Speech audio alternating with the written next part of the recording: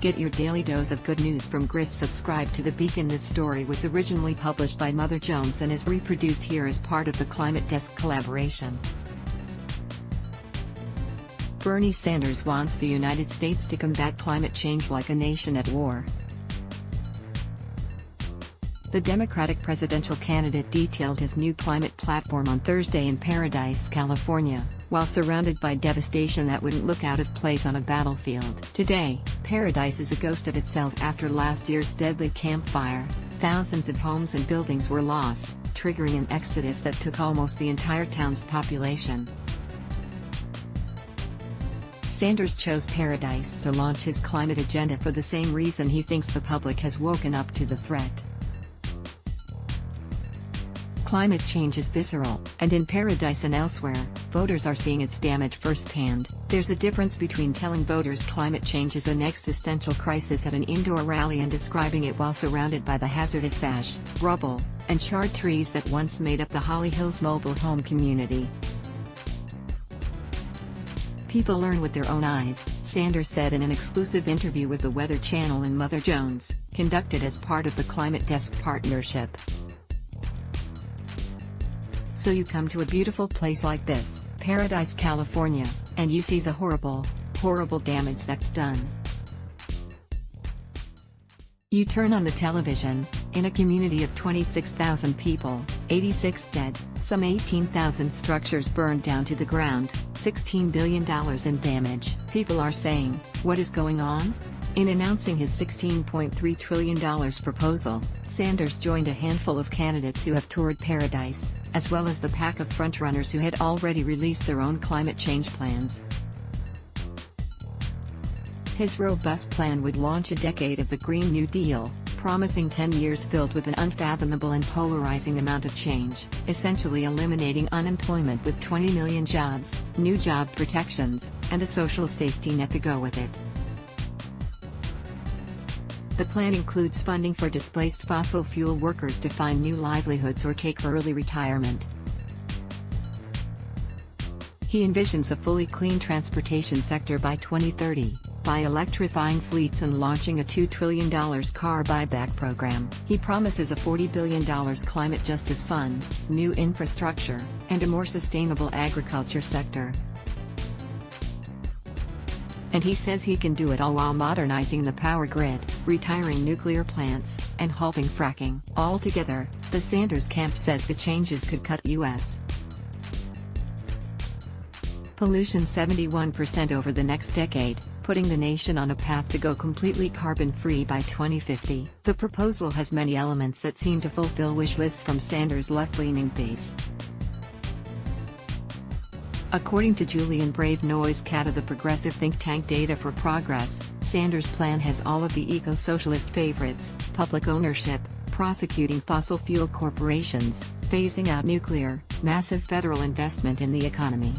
Data for Progress has scored the candidates' plans against a 48-point rubric they assembled to judge Green New Deal proposals. As a co-sponsor of the initial resolution put forward by Senator Ed Markey, a Democrat from Massachusetts, and Representative Alexandria Ocasio-Cortez, a Democrat from New York, Sanders' plan will surely score highly. Sanders aims to fund his proposals primarily by making polluters pay.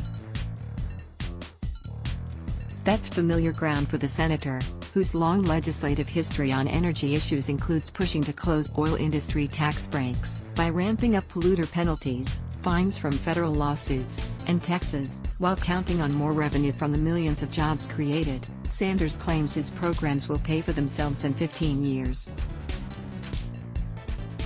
My plan is a very expensive plan, he admits. There will be some job loss, but we create 20 million new jobs. But the fundamental question is, do we respond to the degree that the scientific community tells us we must, or do we not? And from a moral perspective, I think we have no choice but to act. Recognizing the scope of the economic changes required, Sanders emphasized investments in people who risk being left behind in the transition, from fossil fuel workers to frontline communities, predominantly made up of people of color, that suffer most from climate change. When you're talking about a major transition in the economy, you have to make sure we protect the oil workers, the fossil fuel industry, and the coal miners. They are not my enemies, Sanders says. People say, Bernie, your plan is going to have an impact on this part of the economy and that part of the economy. We're talking about a planet that will become increasingly uninhabitable and expensive for our children and our grandchildren. Sanders insists frontline communities will be at the forefront of his policymaking. His stance against investing in research and technology to capture carbon from fossil fuel plants, on Thursday, he called it a false solution, helped win over environmental justice activists who say the technology enables continued pollution in disadvantaged communities. One such group, the Climate Justice Alliance, has endorsed Sanders' proposals despite past skepticism of Green New Deal proposals. Whether his plan, or another with similar ambitions, has any chance of becoming law is an entirely different question, one that, even if a Democrat is in the White House in 2021, will fall largely into the hands of Congress. Sanders says that, beyond reinstating the Obama administration's climate-related executive orders reversed by Trump, he'll harness the White House's bully pulpit to press for change.